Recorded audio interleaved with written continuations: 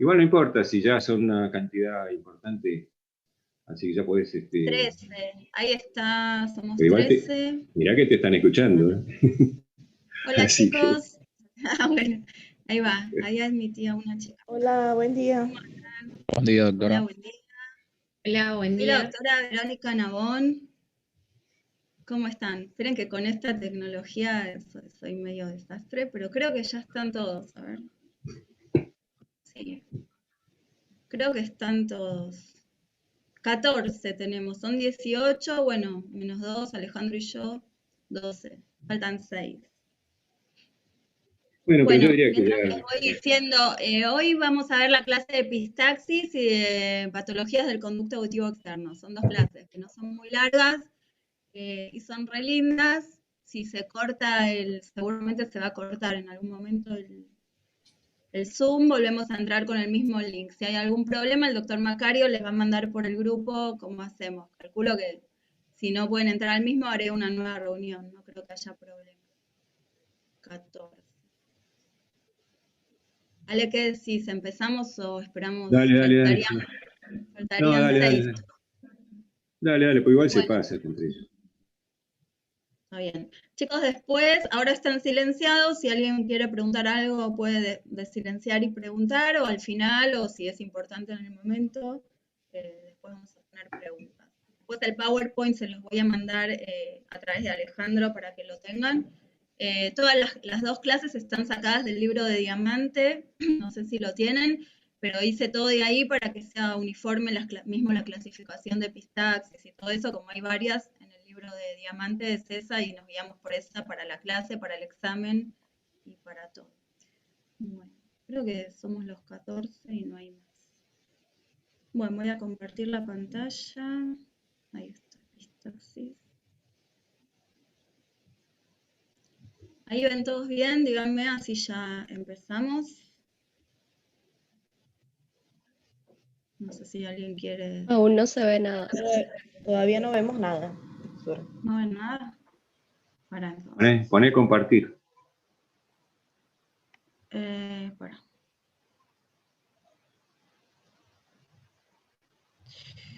Yo pensé que puse compartir, pero.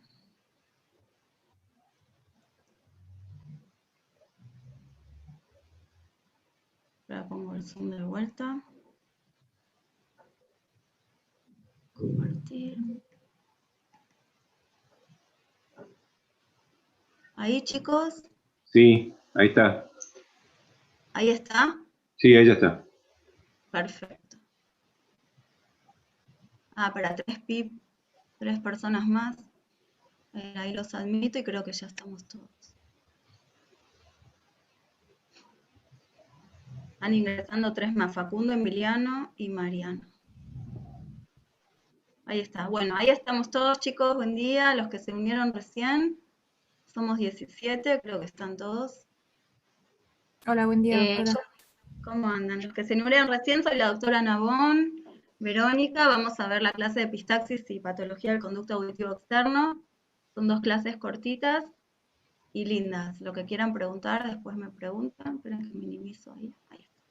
Bueno, epistaxis es una patología súper linda porque aunque no hagan otorrino, siempre se van a encontrar en alguna guardia con algún paciente que sangra, así que es muy útil y les va a servir para su futura vida como médicos.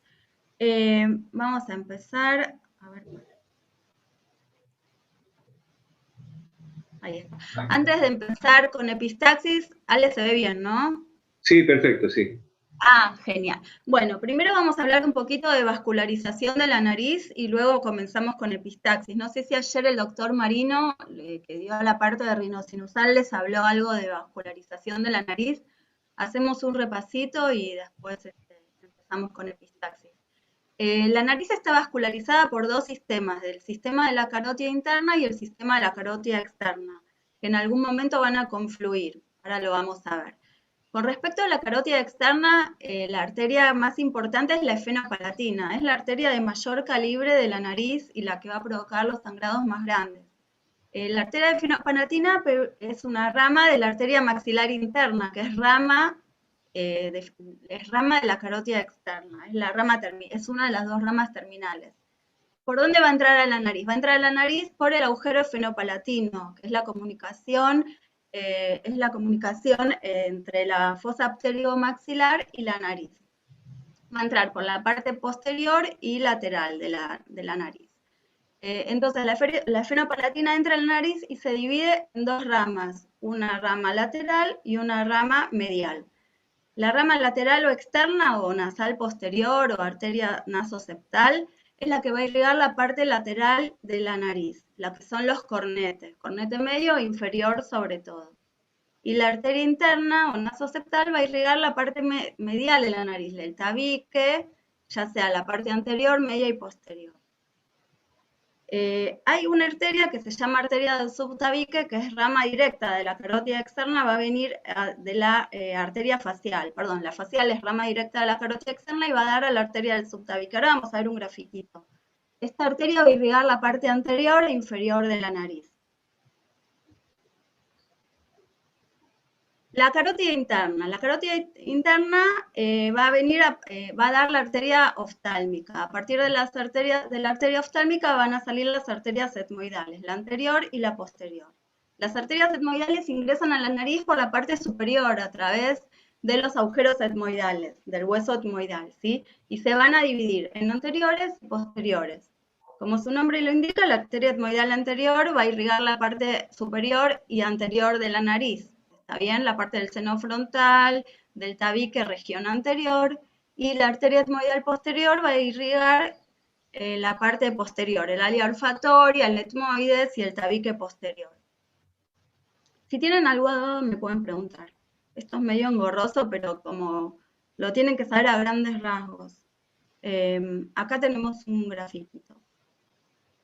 Esta arteria que ven acá es la arteria esfenopalatina, que es la más grande que les decía, que ingresa por el agujero esfenopalatino y se va a dividir en lateral y medial. ¿Sí? Una va a ir para el lado de los cornetes y la otra para el lado del tabique. Esta es la arteria de mayor calibre que tiene la nariz. ¿Está bien? Luego, acá tenemos las arterias etmoidales que vienen de arriba, que entran a la nariz a través de los orificios, ¿sí? Del etmoides, la etmoidal anterior y la etmoidal posterior, que vienen de la oftálmica de la rama de la carótida interna, ¿está bien? Después, acá tenemos, ahora vamos a ver esto del área de Kieselbach, donde confluyen los dos sistemas, ¿está bien?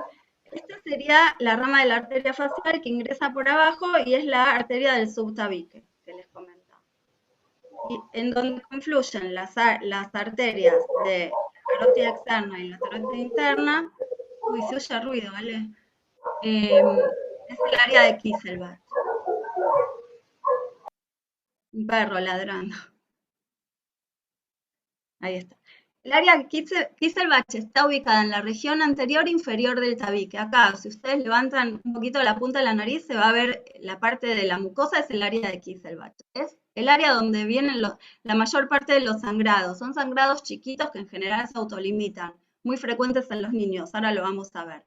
Entonces, ahí es donde confluye la carótida interna y la carótida externa, a través de las ramas. ¿De cuáles ramas? De la arteria nasoseptal, de la arteria del subtabique y de la arteria etmoidal anterior. Ramitas que se van confluyendo. Bueno, eso es como irrigación de la nariz a grandes rasgos, que tiene que saber qué arteria viene de la carótida interna, cuál de las carótidas externas y dónde confluyen, simplemente. No demasiado, mucho más. Bueno, ahora vamos a empezar a hablar de epistaxis. La epistaxis tiene muchas clasificaciones. La que está en el libro de Diamante es esta. Según la etiología, la localización, la frecuencia y la repercusión general. Vamos a empezar de la etiología. Bueno, la etiología pueden ser por desencadenantes locales, o sea, propiamente en la nariz, o desencadenantes generales de todo el cuerpo que afecten también a la nariz. Con respecto a los desencadenantes locales sobre la nariz, sobre la mucosa de la nariz, se pueden imaginar y acá los vamos a empezar a denominar. Están traumatismos, es muy frecuente, una consulta diaria de las guardias, que pueden ser traumatismos externos, por un golpe, una caída, un accidente automovilístico, un accidente jugando algún deporte, lo que se imaginen, traumatismo nasal, produce epistaxis. O un traumatismo interno de la mucosa nasal, ¿sí? Que puede ser por rascado. Ahora vamos a ver otras causas de la mucosa, por un cuerpo extraño, por una lesión interna que se ingresa por algún cuerpo extraño, inflamaciones de la mucosa como rinitis, cuando están congestionados, resfriados, la mucosa está hiperémica, hipervascularizada y sangra. Cuerpos extraños es muy frecuente en los niños, más que nada, que se meten objetos que pueden ser cortantes o juguetitos que tienen bordes filosos y les produce sangrado. Por vasodilatación, ya sea de causa local o general, ¿sí? Fiebre va a ser general, pero por ejemplo, exposición al sol, calor, tomar bebidas muy calientes hace que la mucosa de la nariz se dilate y produzca sangrado. Causas postquirúrgicas. Cualquier cirugía que hagamos tiene como complicación el sangrado, ¿sí? Cirugías endoscópicas, cirugía de tabique, rinoplastía, todas las cirugías pueden sangrar. Patologías como tumores, que pueden ser benignos, pólipos, fibroangiomas, papiloma invertido, o tumores malignos como carcinoma, neuroblastoma menos frecuente. Cualquier tumor puede causar sangrado, a veces no, a veces hay tumores que no causan sangrado. La úlcera de la mucosa es muy frecuente, lo vemos en pacientes que usan oxígeno con bigotera, ahora sobre todo en COVID, un montón de pacientes que pueden sangrar por estar con oxígeno constante, en pacientes que inhalan cocaína, que produce la perforación del tabique, ¿estamos? La perforación del tabique también se puede dar postquirúrgica como una consecuencia de una cirugía de tabique que se rompió la mucosa y quedó una perforación, es una complicación bastante frecuente, o por cáusticos, por inhalar cáusticos, bueno, cualquier cosa que afecte la mucosa se va a producir una perforación y los bordes de la perforación son los que van a sangrar. Hay otras enfermedades específicas que son muy poco frecuentes, pero acá se las menciono, como leishmaniasis, sífilis, micosis, lepra. Esto lo vemos muy poco. Vamos a ver los desencadenantes generales. Antes les dije fiebre, ¿sí? Todo lo que sea fiebre en niños, adultos, va a producir vasodilatación, congestión de la mucosa y sangrado. Por hipertensión arterial está discutido. En los libros dice que no está directamente relacionado, nosotros en la práctica vemos que muchas veces en una hipertensión arterial bastante grave, porque no vamos a decir 14,9 o 15,9, pero cuando tienen 19,10 sí se produce sangrado y bajando la presión mejora el sangrado. A veces está relacionado, a veces pasa que como empiezan a sangrar les sube la presión, entonces no sabemos si la causa principal fue la hipertensión o simplemente una consecuencia. No importa esto, siempre hay que bajar la presión a lo normal en la medida que se pueda y controlar el sangrado. Vasculopatías, menos frecuentes, pero existen enfermedades como la enfermedad de Rendu-Osler-Weber, que son anastomosis arteriovenosas, puede ser por fragilidad capilar, puede ser por arteriosclerosis. Coagulopatías, mucho más frecuente, pacientes anticoagulados, hay muchísimos, siempre que venga una persona mayor hay que preguntar si está anticoagulada, porque tiene mucho más riesgo de que sea difícil controlar el sangrado. Antiagregados, hemofilia, enfermedad de von Willebrand, todas las coagulopatías tienden a sangrar. Y otras enfermedades, como ya nombramos antes, menos frecuentes, Wegener, lupus, periarteritis nodosa. Bueno, según la localización, la epistaxis puede ser anterior o posterior. La epistaxis anterior es una epistaxis mucho más leve, más fácil de tratar, ya vamos a ver. La posterior es una epistaxis más complicada, que puede requerir hasta la internación del paciente. Bueno, la anterior es mucho más frecuente en los niños, en pacientes jóvenes, en pacientes de traumatismos nasales. El área que va a sangrar es el área de Kieselbach que vimos antes, que está en la parte anterior e inferior de la nariz. Va a ser un sangrado de poca intensidad, que en general no va a comprometer el estado del paciente. Puede ser espontáneamente, puede ser apretando la nariz, puede ser limpiando la fosa nasal con agua oxigenada. Ahora vamos a ver todas las formas de parar el sangrado, desde la más fácil hasta la más complicada. En general no traen complicaciones. Puede ser que lleguen a requerir un taponaje anterior, pero en general el paciente se va a la casa y va a evolucionar bien. La epistaxis posterior es un sangrado mucho más grave, que puede comprometer el estado hemodinámico del paciente, se da más en ancianos, en pacientes anticoagulados, que va a ser mucho más difícil parar el sangrado. No solo que va a sangrar por adelante, sino que va a sangrar por orofaringe, el paciente va a escupir sangre, y es un sangrado de mucha mayor intensidad. Y en general, la arteria que sangra es la efenoparatina, que es la de mayor calibre que hablamos antes. Doctora, una consulta. Justo Sí. se me cortó en la parte que estaba diciendo, ¿por qué es más frecuente en niños y adultos la epistaxis anterior? Porque en general en los adultos por ahí se caen o algo así, pero la mayoría de vamos a decir así, el 95% de los sangrados son anteriores. Y la mayoría de los pacientes son más jóvenes. Los pacientes adultos, si bien pueden tener un sangrado anterior, obviamente, porque si se golpean o algo van a sangrar anterior, pero son los que presentan sangrados posteriores. Son pacientes que tienen más enfermedades, que están anticoagulados, tienen más fragilidad capilar, y cuando sangran en mayor cantidad, y muchas veces nosotros vemos que es un sangrado posterior. ¿Está bien? Porque tienen más enfermedades, en general es por eso. Pensá que la patología del sangrado anterior es una patología más banal, que la tienen chicos o gente adulta que no tiene demasiadas enfermedades y sangra menos, y es el área anterior. ¿Estamos? Espera que se me fue. Vero, ¿puedo decir algo? Sí, creo que estoy yendo por atrás. ¿Puedo agregar algo?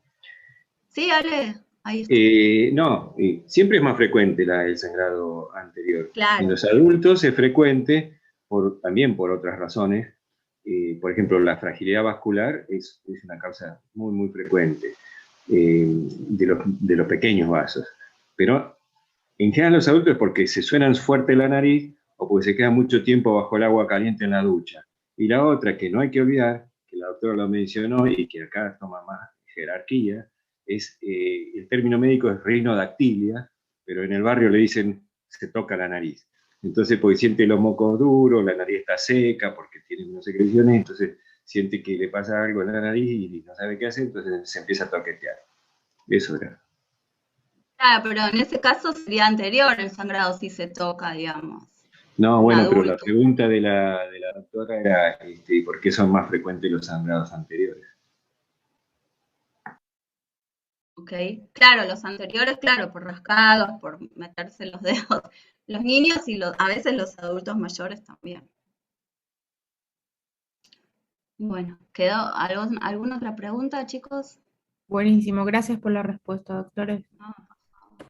Bueno, acá tenemos la otra clasificación según la frecuencia, bueno, que puede ser una única epistaxis, un solo episodio, por ejemplo, que se golpeó y empezó a sangrar y alguien que nunca en la vida había sangrado, o epistaxis recurrentes, ¿sí? En personas anticoaguladas, en personas con fragilidad de los vasos, en niños que todo el tiempo se meten cosas, o niños que tienen fragilidad capilar o alérgicos, que están todo el tiempo con la mucosa inflamada, van a sangrar mucho. Entonces, muchas veces, digamos, vienen y todo el tiempo los chicos, no sé si alguna vez a ustedes les pasó de chicos, pero es muy frecuente los niños que sangren a repetición. Y que las mamás vengan y digan que siempre sangra, sobre todo a la noche cuando están durmiendo y se levantan con el sangrado en la nariz. Pueden ser muchos sangrados, igual son banales en general. Y bueno, según la repercusión general, el sangrado puede ser leve, moderado o grave. Según de dónde sangre, el grave en general es posterior, que requiere internación y tratamiento. El leve y moderado suelen ser anteriores. El leve va a ser espontáneamente, el moderado va a requerir un taponaje. Bueno, diagnóstico. Me llega un paciente a la guardia con epistaxis, ¿sí? Lo veo, si veo que está hemodinámicamente compensado, lo hago pasar al consultorio, le digo que se apriete la nariz porque vienen asustados con un pañuelo lleno de sangre, pero no se apretan, entonces sigue sangrando. Primero, bueno, sentate, apretate la nariz y si veo que puede hablar y que no está sangrando terrible, lo empiezo a interrogar. qué pasó, cómo empezó a sangrar, qué estaba haciendo cuando empezó a sangrar. A veces te dicen, no, estaba cocinando con un horno súper caliente, como para verla, ¿cómo dice? Como para ver como para ver la causa, ¿no? Ah, esperen chicos, que acá hay otro chico que se quiere. Isa Monteiro, ahí está. Perdón. Les estaba diciendo, entonces le preguntó cómo fue que empezó a sangrar, si estaba durmiendo y empezó a sangrar, si estaba cocinando, bañándose, si estaba en el verano, si estaba en el sol, un día de 40 grados, si se golpeó, como para tener una idea de la etiología del sangrado, ¿sí? Si es la primera vez que sangra, o si viene sangrando hace un montón, hace cuántos días que sangra, si sangró demasiado o un poquito, siempre le pregunto si tiene alguna enfermedad de base, sobre todo en los pacientes grandes, y son hipertensos, si están anticoagulados, antiagregados, y si toman, miren que me apareció un corte, si toman medicación y qué medicación toman. Todo eso para tener una idea de dónde estamos parados, ¿sí? Entonces, si el paciente me dice, no, nunca sangro, me golpeé, bueno, es una cosa. En general, las epistaxis postraumáticas se dan espontáneamente, apretando un poco, se puede poner un algodón con agua oxigenada o con algún vasoconstrictor en la nariz y va a parar, en general, ¿sí? Si me dicen que vienen sangrando hace 3 días, que sangra para, ese sangrado en general no va a ser así espontáneamente, vamos a tener que hacer un taponaje. Entonces lo paso a revisar. Primero ya lo vi, ya vi en qué estado estaba, si no está pálido, si lo veo que habla bien, no es un sangrado terrible. La TA la voy a controlar si me parece que está hipertenso o si lo veo que sangra demasiado, le voy a hacer la rinoscopía anterior. Rinoscopía anterior es simplemente observar la nariz, se pone un espéculo nasal que abre la fosa nasal y se mira el tabique, los cornetes, la sangre, si está lleno de sangre no se va a ver nada, hay que limpiar la nariz, se limpia con un algodón, se hace como un rollito de algodón que se lo pueden beber en agua oxigenada o en una solución de lidocaína con epinefrina para hacer vasoconstricción, se mete en la fosa nasal y se aprieta, se deja unos minutos, el sangrado en general mejora y puedo ver, una vez que saqué los coágulos, la fosa nasal. Puedo ver de dónde viene el sangrado, si es del área de Kisselbach se ve perfecto porque veo el vasito sangrante, veo el área de la mucosa si está toda congestionada, roja, traumatizada, o si es un sangrado posterior voy a ver que me viene de la parte de atrás, ¿sí? Del cabum, viene de la parte de atrás de la nariz hacia adelante. Bueno, voy a limpiar, voy a mirar y voy a ver si una vez que apreté la nariz, limpié y paró el sangrado, no hace falta que haga nada más. Se le puede dar al paciente un gel que se llama rinogel, que tiene una sustancia vasoconstrictora que se la puede poner en la casa por varios días, 2 o 3 veces por día, y eso va a hacer que todo el tiempo haga vasoconstricción y no vuelva a sangrar. A veces nada, le podemos decir hielo, ¿sí? Para enfriar la zona, reposo, no hacer ejercicios físicos ni ningún esfuerzo, andar al lado del calor, no tomar nada caliente, no comer nada caliente, no bañarse con agua caliente, todas las pautas para que no vuelva a suceder.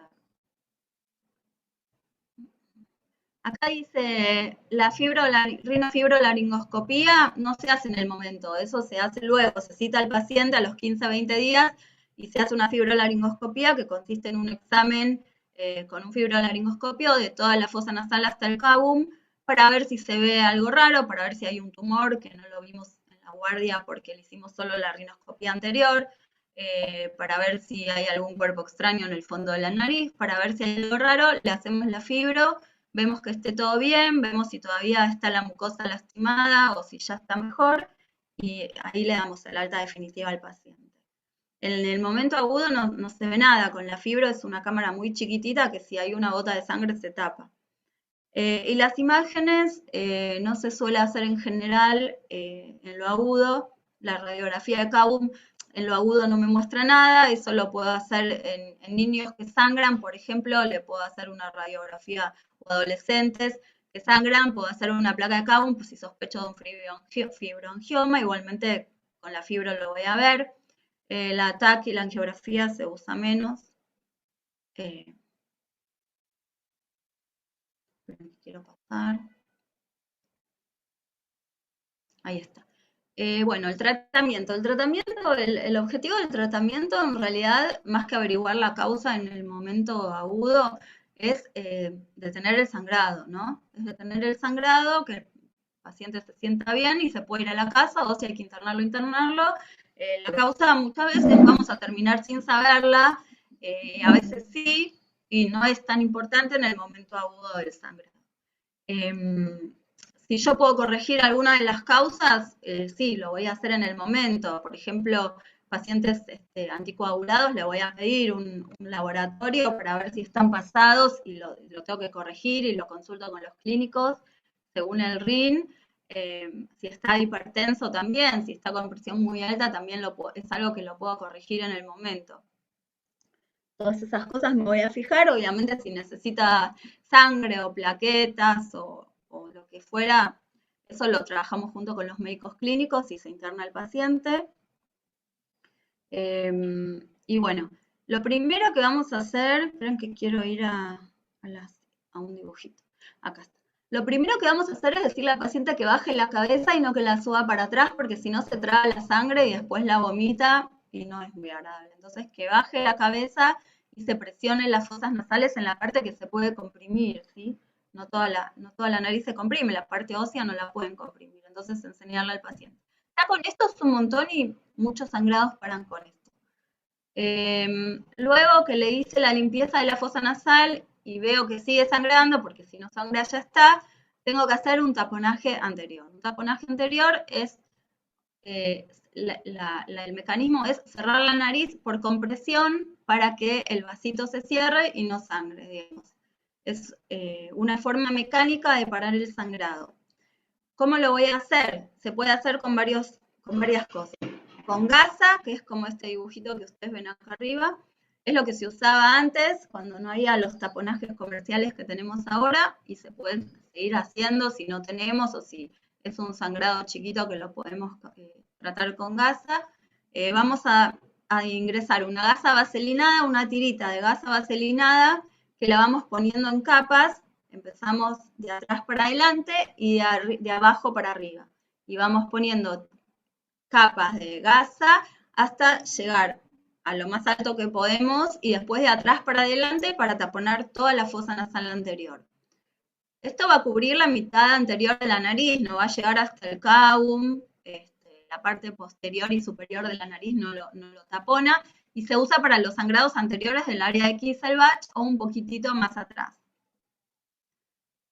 Sí tenemos taponajes sintéticos como estos, que por ejemplo este se llama Merocel. Es un material expansible que viene así en una tira dura y que cuando se moja o toma contacto con la sangre se expande como una esponja. Entonces lo ponemos con mucho cuidado y si está sangrando se va a expandir en el momento y si no le ponemos unas gotitas de solución fisiológica y se expande como una esponja y va a hacer presión sobre la mucosa nasal y va a parar el sangrado. Creo que había otro dibujito. También tenemos estos taponajes que, bueno, acá están los posteriores, pero hay algunos que vienen solo anteriores. Olvídense esta parte, sería solo esto, que se llaman, no Rapid Rhino, Rapid Rhino, perdón, los otros son los de Merocel. Tienen un balón, entonces lo ponemos en la nariz, no es como una esponja, es como un balón que se infla, tiene acá una boquita donde pongo la jeringa con aire o con solución fisiológica, depende de la marca comercial, y se va a inflar el balón y va a hacer la misma acción que el taponaje anterior, solo que en vez de tener esponja se infla. Esperen que... Ahí está. Bueno. ¿Qué otras cosas puedo hacer con la epistaxis anterior? Si no sangra mucho y tengo disponible y paró con el agua oxigenada o con la lidocaína, puedo cauterizar la zona. Cauterizar la zona quiere decir quemar, hacer una quemadura para que luego la mucosa se cicatrice y deje de sangrar. Entonces lo voy a cauterizar, lo tengo que anestesiar porque duele obviamente, con una anestesia tópica local, embebida en un algodoncito, se lo dejo 5 minutos y voy a tocar apenitas el área que está sangrando, empezando desde afuera para adentro como una escarapela. Lo puedo hacer con ácido tricloroacético, que es un líquido, que lo topico como con un hisopito, o con nitrato de plata, que es una bolita que viene en una perlita gris, que cuando lo toco la mucosa se va derritiendo y deja la zona blanca, que quiere decir que la quemó. Siempre se cauteriza de un solo lado y no de los dos, porque si no se perfora el tabique, ¿no? Con mucho cuidado. Se hace solo en los sangrados leves del área de Kisselbach. Esto se puede hacer en el momento del sangrado o se puede hacer si ya paró el sangrado, le di rinogel, lo cito al paciente para control y veo que todavía está el área ahí sangrante, o sea, no el área sangrante, veo el vasito de donde sangró que se ve como un puntito rojo, lo puedo cauterizar.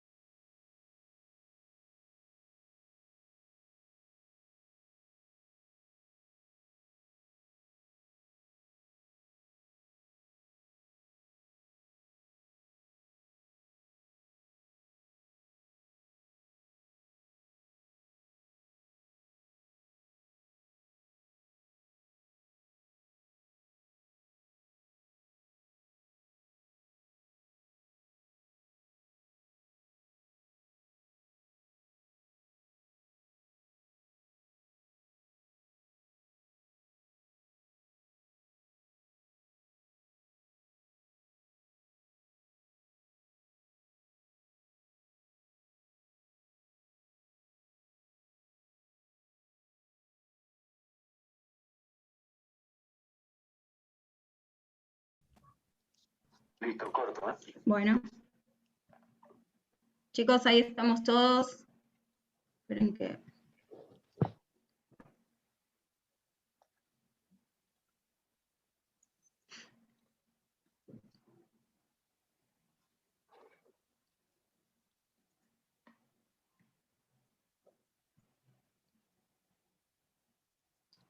A ver, chicos, díganme si se ve... espera que hay dos más. Sí, se ve, doctora. Perfecto. Ahí estoy admitiendo los que quedan, 12, creo que ya estamos todos. Si se vuelve a cortar, entramos acá de vuelta.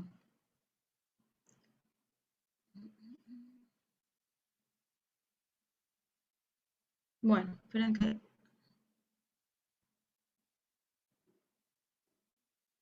Diagnóstico, tratamiento, bueno, esperen que cierro esto. Bueno, entonces, estábamos hablando de la que se puede cauterizar y con respecto al taponaje, vamos a decir lo siguiente. Siempre el paciente se va a ir a la casa con las mismas indicaciones de reposo, dieta fría, hielo. Si le duele el taponaje analgésico, puede tomar. Y lo citamos a las 48, 72 horas para retirar el taponaje. Si es un taponaje anterior, luego vamos a ver el posterior. Antibiótico le vamos a dar profiláctico, ¿sí? Porque es un cuerpo extraño en la nariz, entonces siempre le vamos a dar antibiótico. Le podemos dar amoxicilina por 3, 4 días hasta que le sacamos el tapón, le podemos dar cefalexina, lo que sea, es para evitar una infección. Analgésicos, bueno, puede tomar ibuprofeno, paracetamol, lo que quiera, y el reposo es muy importante y evitar hacer esfuerzos físicos, agacharse, sobre todo las personas grandes, hay que decir, ni se agachen a atarse los cordones y esas cosas, pues pueden sangrar. Siempre pueden dormir con la cama más levantada o 2 almohadas para no estar tan acostados con los tapones, que es más complicado. A las 48, 72 horas van por guardia de nuevo y se remueve el taponaje. En general se remueve el taponaje y se le da rinogel para los próximos días y se lo cita para controlar en 15 días y ahí se puede hacer la fibra. Esperen que pasamos. Esto ya lo vimos. Bueno, epistaxis posterior. La epistaxis posterior, como dijimos, es un sangrado de mayor calibre, son pacientes en general más ancianos, con enfermedades que van a sangrar más, que es más difícil de manejar. Puede pasar que yo piense que es un sangrado anterior y le hago el taponaje anterior y veo que sigue saliendo sangre, que el paciente me escupe sangre porque está sangrando por la orofaringe. Entonces hay que recalcular todo y hacer el posterior. A veces me doy cuenta que es posterior por la magnitud, porque siempre le hago al paciente abrir la boca y miro la orofaringe y veo que está bajando sangre desde la nariz. Entonces ya hay veces que ya desde el vamos nos damos cuenta que es un posterior y ya digo, bueno, le voy a hacer un posterior. Se sigue entrando gente. Ahí está. ¿Qué significa hacer un taponaje posterior? Siempre cuando hago un posterior voy a hacer un anterior también, no existe el posterior sin anterior. El posterior es tapar toda la nariz desde el cabum, que no va a ser todo el cabum, pero tratamos de llegar al cabum y toda la fosa nasal. Vamos a ver el dibujito primero. Ahí está. El taponaje posterior antes se hacía con esta sonda Foley, que son las sondas para poner en infecciones urinarias, en pacientes con retención de orina, se ponen estas sondas por la uretra. Nosotros lo usamos para la nariz, digamos, no es el uso principal, pero lo usábamos cuando no había los otros taponajes. Todo lo que constituye eso es el inflar un balón que impacte en el cabum para que se expanda y cierre la arteria fenopalatina, sobre todo, ¿sí? Que haga presión y que por presión se da el sangrado. Acá van a ver, es un dibujito más o menos donde se ve el balón impactado en cabum, que sale todo por acá, la sonda, que sería esto, que se pega a la frente o se puede pegar a la oreja, y luego de esto vamos a rellenar toda la fosa nasal con gasa, ¿está bien?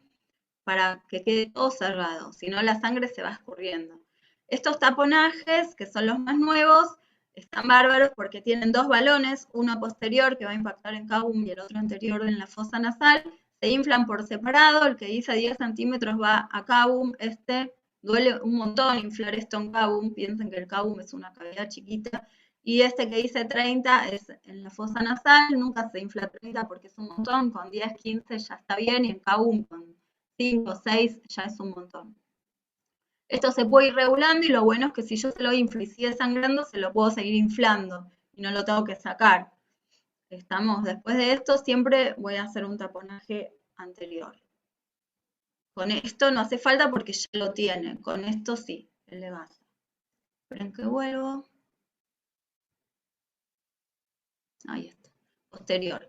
Bueno, con sonda Foley ya dijimos, se infla entre 7 y 12 mililitros de fisiológica. Y se fija la sonda para que no se deslice y se vaya a orofaringe y se ahogue el paciente, ¿no? Siempre hay que tener cuidado con la Foley. Los otros taponajes no, porque ya al tener el anterior se fijan.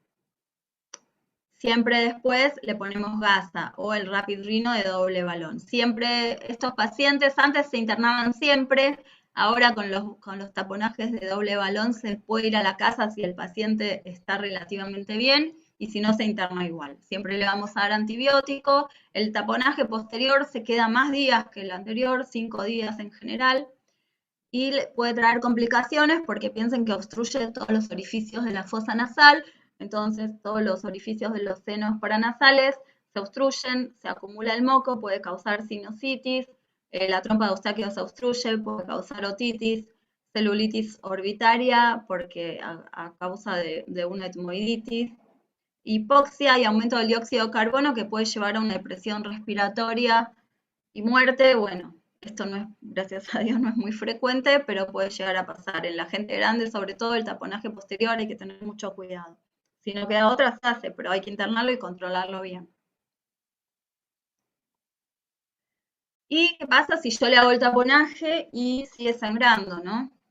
Es un tema complicado. En general, por suerte, el 99% de los pacientes con el taponaje dejan de sangrar. Pero hay algunos que a pesar de todo esto sigue sangrando. Entonces, me queda la técnica quirúrgica, que es en general una cirugía endoscópica nasal.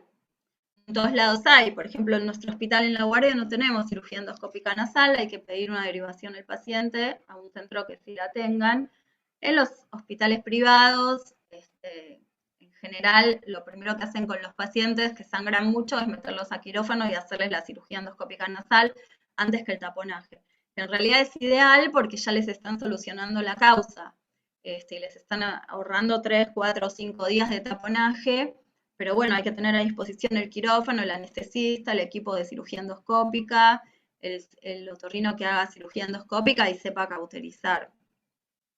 Por eso no en todos lados se hace. ¿Qué hacemos en la cirugía? Es una cirugía endoscópica donde yo entro, limpio toda la fosa nasal, entro y veo de dónde sangra. Si es de adelante, obviamente no va a requerir una cirugía endoscópica. Estos son sangrados posteriores que tampoco con el taponaje se dieron, es la fenopalatina. Entonces voy a ir al fondo a mirar la fenopalatina y la voy a tratar de cauterizar o ligar con clips. Acá a veces no hay clips, o sea, se cauteriza con un electrocauterizador. Se cauteriza la fenopalatina, es lo más frecuente. Vía endoscópica es lo que se hace ahora. Abordaje transnasal o microquirúrgico se hacía antes cuando no había endoscopía. Abordaje a través de la encía al seno maxilar y del seno maxilar a la pared posterior, y ahí está la fenopalatina. Ya eso no se hace más. O vía externa, por ejemplo, la etmoidal en el ángulo supero interno de la órbita, acá sería vía externa, ya tampoco se hace más, se hace todo endoscópico ahora. ¿Qué se puede ligar? La fenopalatina, se puede ligar la arteria maxilar interna en la fosa pterigomaxilar.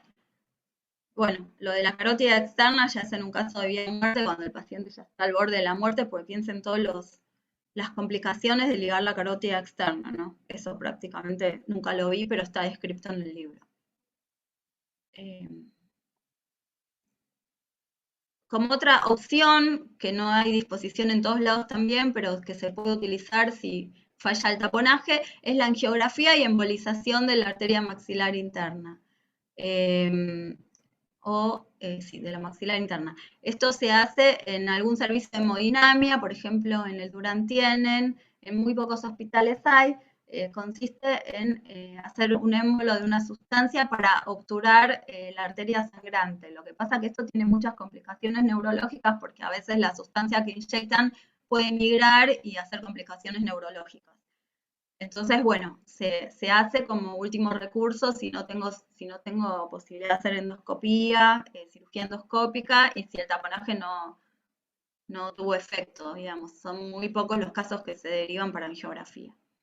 Creo que ya está. Ahí está. Bueno, en sí esta es la presentación de epistaxis. No sé si me quieren hacer alguna pregunta, si me olvidé de algo. Si tienen experiencia alguna vez con algún paciente que sangró, si ustedes sangraron. Es algo que lo van a ver un montón en la guardia y es súper útil saber qué hacer con la epistaxis. ¿Alguien quiere decir algo? Pueden abrir los micrófonos. No sé si se cortó. No se cortó, está todo el mundo. Están todos. Sí, estamos todos, pero no estamos hablando. Doctora, yo le preguntaba lo de la frecuencia de la epistaxis anterior porque yo sabía de muchas personas, de primos, que sangraba mucho cuando eran niños. Incluso mi hermano, creo que cuando era más chico sangraba mucho. Y no sabían la causa. Siempre le ponían taponcitos y nada más. Nunca tuvo una cirugía ni nada, pero me llamaba la atención quizá la fragilidad de los vasos cuando son más chiquitos y de más adultos se van haciendo más rígidos, no sé. Me imaginaba que iba por ese lado, pero... Sí, los niños sangran en el área de Kisselbach, es un área muy frágil y los chicos se rascan la nariz, hay muchos chicos alérgicos, que siempre están con mocos, resfriados, y eso irrita la mucosa, entonces esa es una de las principales causas de sangrados en niños. Lo que vemos nosotros, sí, le damos gelcitos antialérgicos muchas veces, y son chicos que están todo el tiempo con moco para tratar de corregir la causa. Traumatismos también, los chicos se caen y se golpean, pero eso no son tanto los sangrados a repetición, son más por alergia, por irritación de la mucosa, por fragilidad capilar, por estar tocándose la nariz todo el tiempo. En general es eso, por eso cuando ya van creciendo y son adultos disminuyen los sangrados, porque la mucosa no está tan frágil, porque bueno, se va controlando la alergia. Los adultos que son alérgicos también sangran, pero menos. Bueno, esas son las causas en los niños en general. Perfecto. Doctora, y tomar sol a la tarde, o sea, tomar mucho sol también te podría producir, ¿no? Claro, sí, en verano vienen un montón de epistaxis. De hecho, la frecuencia de las epistaxis es más que nada en el verano, con el calor. Se dilatan un montón los vasos y si son un poco frágiles empiezan a sangrar.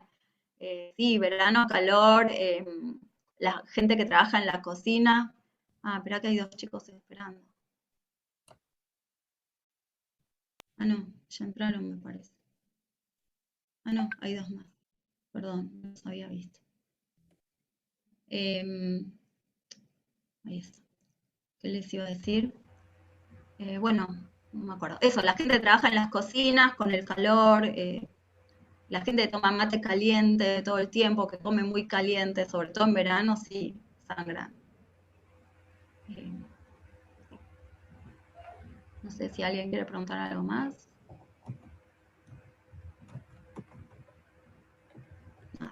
Bueno, vamos a pasar a la otra presentación, que es la de patología del conducto auditivo externo. Ahí les voy a poner la presentación.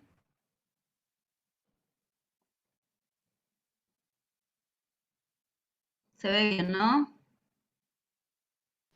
Perfecto, se ve, Verónica.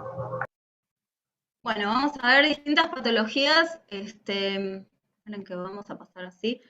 Ahí, vamos a empezar a hablar. Primero, el conducto auditivo externo está formado, el tercio externo, por una parte fibrocartilaginosa, donde van a estar los folículos pilosos, las glándulas ceruminosas y las glándulas sebáceas.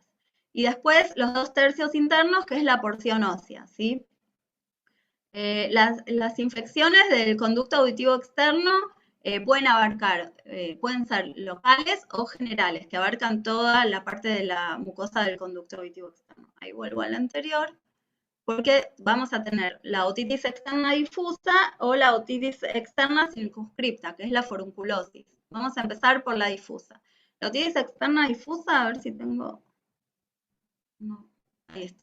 La otitis externa difusa es la más frecuente, es una otitis que se da en verano, que se da por entrar a la pileta con aguas contaminadas, en pacientes que se rascan el oído con los cotonetes o con cualquier objeto extraño y produce un microtraumatismo y una infección.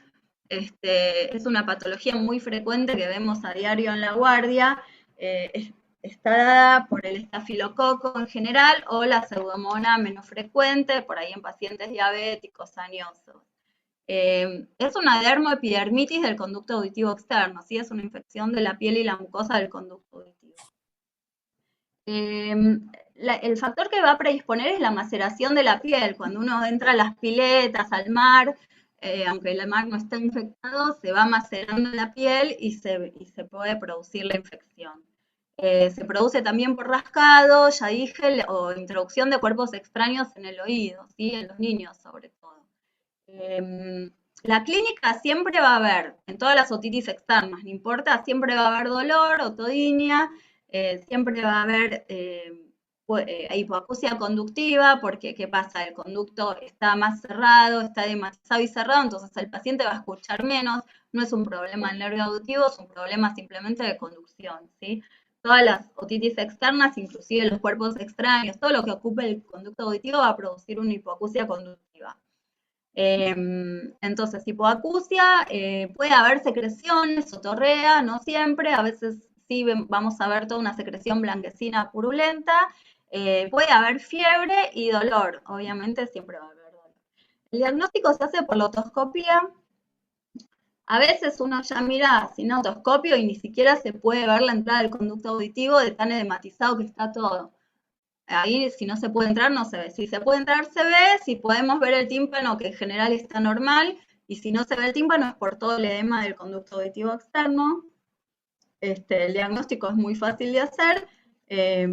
Y bueno, el tratamiento va a ser antibióticos, en general tópicos, locales, gotitas que tienen corticoides y antibióticos. Y a veces, según la gravedad del cuadro, le damos antibióticos vía oral, se suele dar cefalexina. Cefalexina se puede dar, a veces ciprofloxacina, en gente con infecciones más severas o adultos que por ahí tengan diabetes, le damos ciprofloxacina para cubrir la pseudomonas.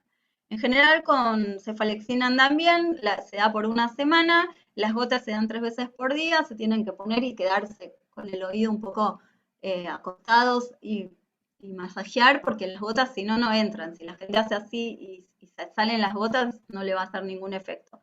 Se puede dar corticoide inyectable, una dexametasona, para disminuir el edema, que les ayuda un montón en el dolor, o se pueden dar vía oral, algún corticoide vía oral, si lo puede tolerar, se puede dar también. No siempre, según la gravedad del cuadro.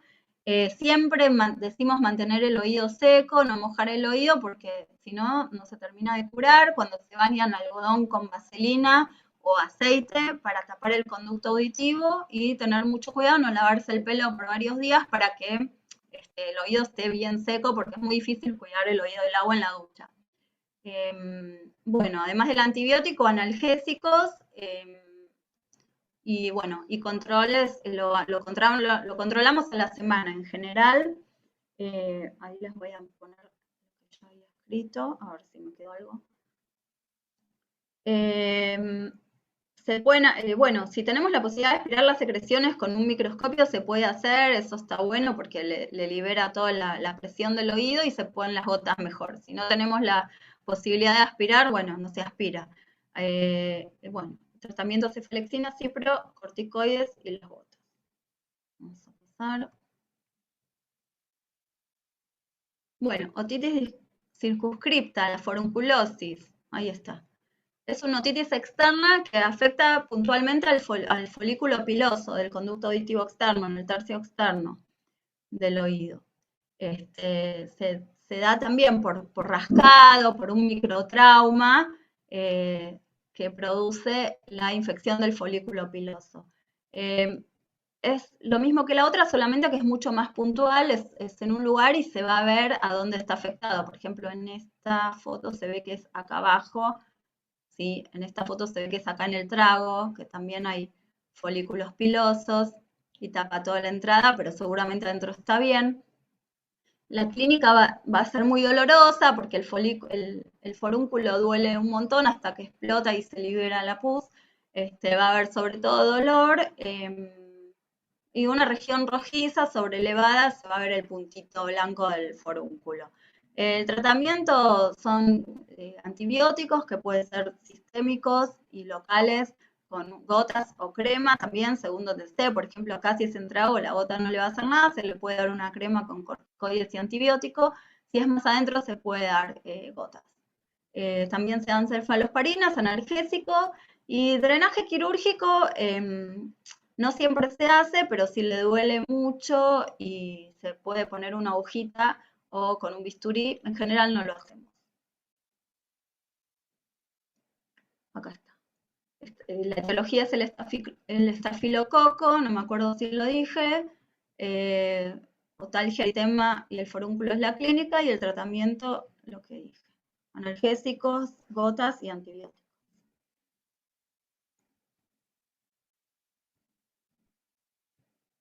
Bueno, otitis externa maligna. Otitis externa maligna es otra patología que se ve por suerte mucho menos, que afecta a pacientes adultos, diabéticos, inmunocomprometidos, que al principio es difícil de diagnosticarla, porque no es que yo lo veo en la guardia y digo, tiene una otitis externa maligna, se presenta como una otitis externa que va evolucionando mal, tórpidamente, que el paciente está en un mal estado general, con mucha fiebre, mucho dolor, que es algo característico, que no va mejorando, que cada vez está peor, tengo que terminar internando al paciente. Esto se produce en general por microtraumatismos de la mucosa nasal, de la piel y de la mucosa, donde entra, la etiología es la pseudomonas, entra la pseudomonas y va produciendo una infección.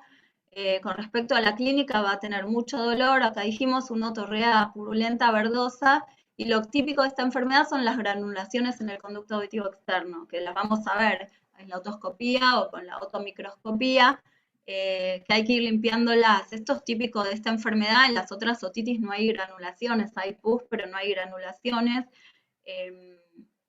Y bueno, esto es algo típico. Como complicaciones, esta enfermedad lo que va a pasar es que a través de los tejidos blandos llega a base de cráneo, ¿sí? Y va a producir una osteomielitis. Es muy difícil de curar una osteomielitis de base de cráneo. Puede haber otras complicaciones, porque ya al llegar a base de cráneo va a afectar a los pares craneales. Parálisis de los pares craneales 9, 10, 11 y 12, y complicaciones sépticas endocranianas, que ya, bueno, es mucho más difícil de tratar. El diagnóstico se va a hacer por otoscopía, voy a ver una otitis externa, pero con granulaciones, con pedazos de óseos que se van protruyendo hacia el conducto, que los tengo que ir limpiando. En el laboratorio, como rasgo de color que tiene esta enfermedad, es que el eritro va a aumentar mucho más que en las otras infecciones. Obvio que los blancos van a estar altos, pero tiene un aumento de la eritrosedimentación. El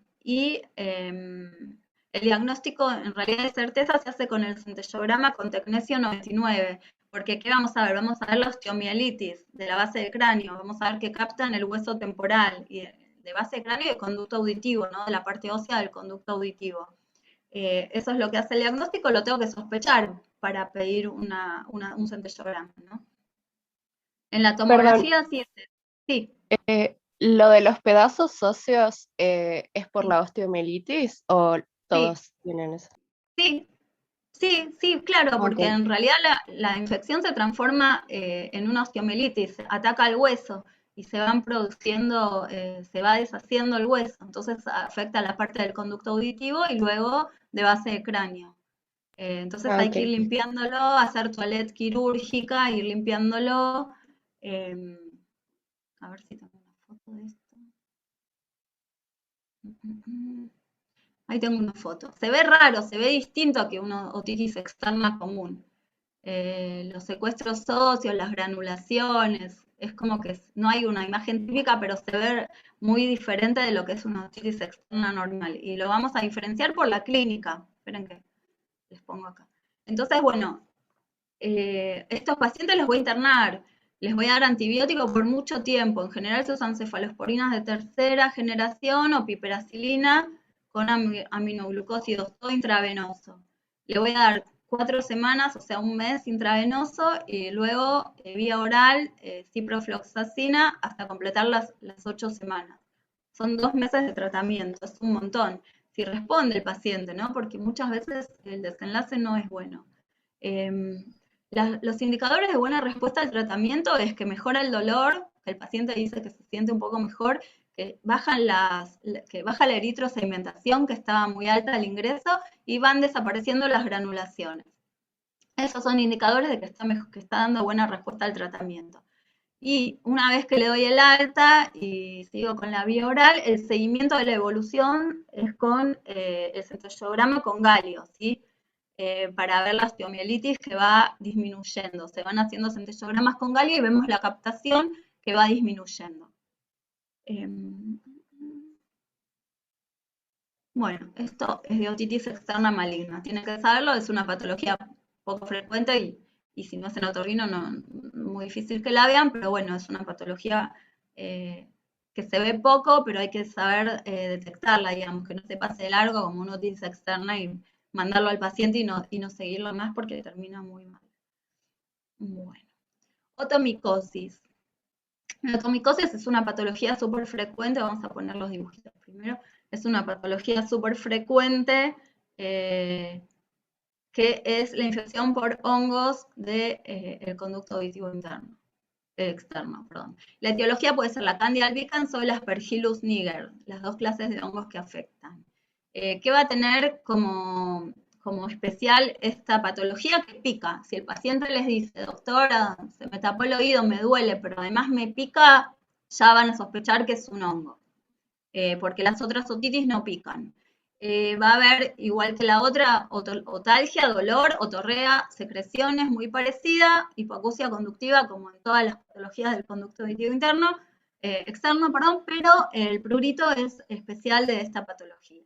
El diagnóstico es con la otoscopía. Ahora vemos de vuelta los dibujitos, las fotos.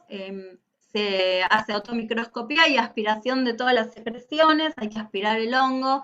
Si no podemos aspirar, se puede hacer un lavaje con agua oxigenada.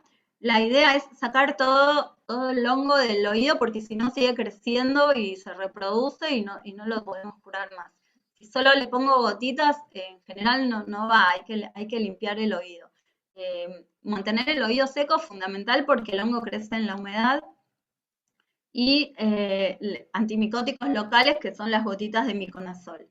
Hay que ir limpiando todo esto y poner las gotitas del antimicótico y el oído seco, hasta que seguirlo por lo menos 2 o 3 semanas hasta que no vuelve, porque a veces limpiamos todo y queda una espora y a la semana vuelven y tienen de vuelta lleno el oído de honguito y hay que volver a limpiarlo y seguirle el tratamiento hasta que no crezca más. Bueno. Miasis. La miasis es infección por las larvas de mosca del conducto auditivo externo. Es una infección que se da no en cualquier persona, ¿no? Tiene que ser personas que tengan algún microtraumatismo del oído, que esté expuesto, por ejemplo, en indigentes. Vamos a volver ahí. Que esté expuesto el oído al medio ambiente, digamos, que esté con una herida para que una mosca pueda ir, depositar el huevo y que ahí empiece a crecer la larva. Entonces no es algo que se va a dar en cualquier persona. Es como una miasis de cualquier parte del cuerpo, ¿sí? Que ustedes vieron que se pueden dar en los miembros, en el cuero cabelludo, se infecta una herida y las moscas ponen el huevo y sale la larva. Esto también va a producir, como en las otitis, dolor, pero a diferencia de los otitis, una sensación de movimiento porque las larvas se mueven y puede causar otorragia porque las larvas van dañando la mucosa del oído y sangran, ¿sí? Hipoacusia conductiva, como todas las otitis externas. El diagnóstico es por otoscopía, se ven las larvas que se mueven y el tratamiento es sacar las larvas, simplemente ir sacando las larvas con pinzas, mirando con el microscopio. Con el otoscopio es muy difícil porque es a ciegas, pero se hace con el microscopio, sacando larva por larva, citándolo todos los días hasta que ya no queden más larvas. Y se cure después, obviamente se tiene que curar la lesión de la mucosa y darle algún antibiótico para la mucosa, pero digamos el antibiótico no va a sacar a la larva, no cura la miasis, sino a la infección que está subyacente. Espera. Ahí está. No sé si ven las larvas, que son miles. Las larvas crecen súper rápido. A la mañana son hilitos y a la noche ya son mucho más gruesas y al otro día son el doble de tamaño y van creciendo súper rápido. Bueno, y por último el tapón de cera, que es la patología más frecuente que vemos en la guardia. Seguro todos tuvieron alguna vez. Se acumula el cerumen por la secreción de las glándulas ceruminosas del conducto auditivo externo, se va acumulando hasta que termina de obstruir todo el conducto, ¿sí? Puede pasar que sea de a poco. En general el paciente lo siente como algo repentino porque de golpe se le tapó el oído, pero en realidad siempre tuvo el tapón, que mientras permitía el pasaje de aire y del sonido no se daba cuenta. En el momento que se le terminó de tapar, o se metió en la pileta y le entró agua y se le terminó de tapar, o con el hisopo se trató de limpiar y se empujó para adentro el tapón de cera y ya no escuchó más, entonces lo vivencia como algo agudo, cuando en realidad es algo que viene hace un montón de tiempo. Por eso siempre decimos revisar los oídos por lo menos una vez al año, y la gente que tiene tendencia a tapón de cera, hacer limpiezas antes de que se obstruya, digamos, y que vengan antes del verano que se les tapó el oído. Otra chica más. Esperen que admito a una chica más. Ahí está. Entonces, bueno, se da mucho en verano porque no es porque el tapón se forme en verano, simplemente porque la gente se mete el agua a la pileta al mar y se termina de tapar el oído. Solamente por eso nos damos cuenta, se dan cuenta más los pacientes en el verano. Con respecto a la clínica, va a producir una hipoacusia conductiva, acúfenos y autofonía, simplemente porque está obstruido el oído.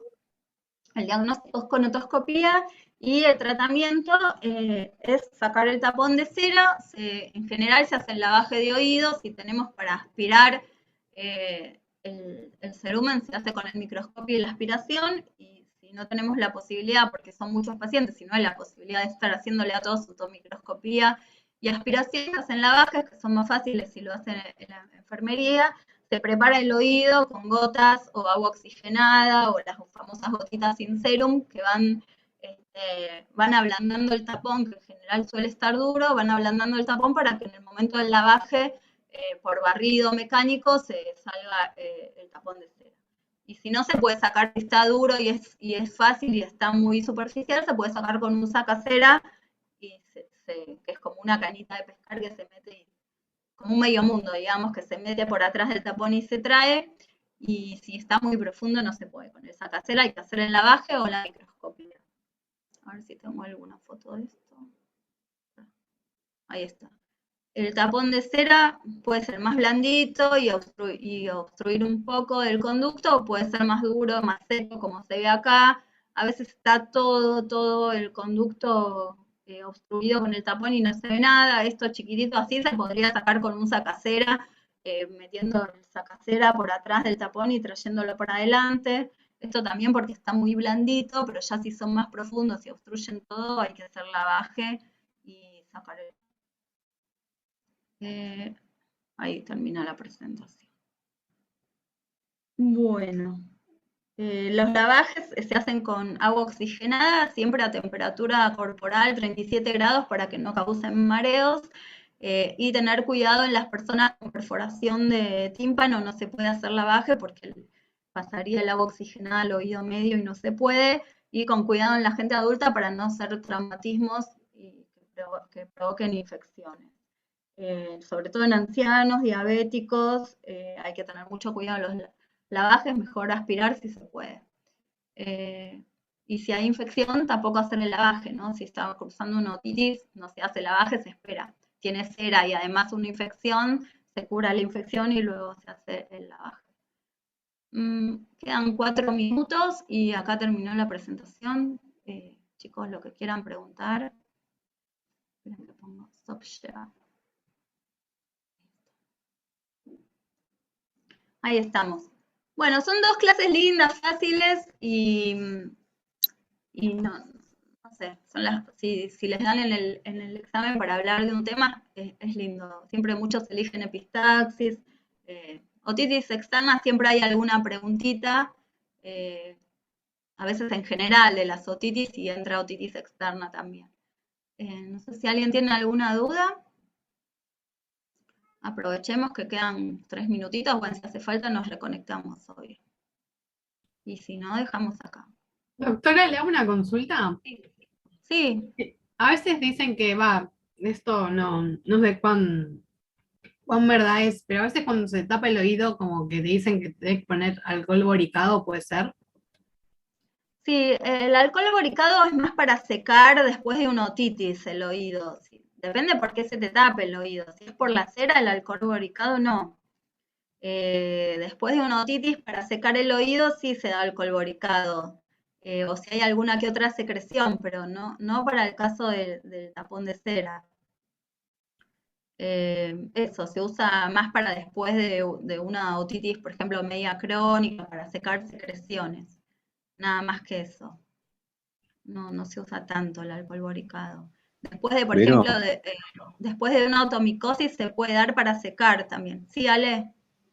Digamos, muchas veces la sensación de oído tapado, que puede ser repentina o que va, viene, se tapa y se destapa, puede ser por patología del oído medio, que es la clase que di yo el otro día, sobre la otopatía secretoria o la disfunción de la trompa ductal, que la persona se le tapa, está convencida que tiene un tapón de cera, uno le mide al oído, está perfectamente limpio y se cree que le estamos mintiendo. Claro, sí, sí. Y por eso, si es para secar el oído de secreciones, pero digamos para la otitis externa, ¿vos para cuándo lo usás, Ale, el alcohol boricado? Yo no lo uso nunca, porque el ácido bórico, en ese caso, viene con el alcohol y seca mucho la piel, como hace el alcohol habitualmente. Y yo prefiero darle vinagre, que es el ácido acético, que por más que le digan vinagre de alcohol, no tiene alcohol, y entonces seca bien el oído, le devuelve el pH, y no irrita y es súper barato. Claro, sí. Bueno, ¿alguna otra pregunta, chicos? Lucila, ¿quedó contestado? Lucila, Sí, ¿no? sí, Había era preguntas. eso. Yo porque tuve muchas otitis cuando era chica y quería saber eso, porque siempre me decían, ponete alcohol boricado, pero bueno, nunca tuve tapón de cera, pero sí tuve muchas otitis a repetición. Y bueno, viste que en la Otitis jerga, media. claro, en la jerga no médica es como que se hablaba, por lo menos yo escuché mucho el tema del alcohol boricado. Bueno, bueno, Gracias. genial, chicos. Si no hay otra pregunta, terminamos y si no, nos reconectamos porque queda menos de un minuto. Díganme ustedes. Nada. Bueno, quedamos así. Bueno, gracias a todos y nos vemos para el examen.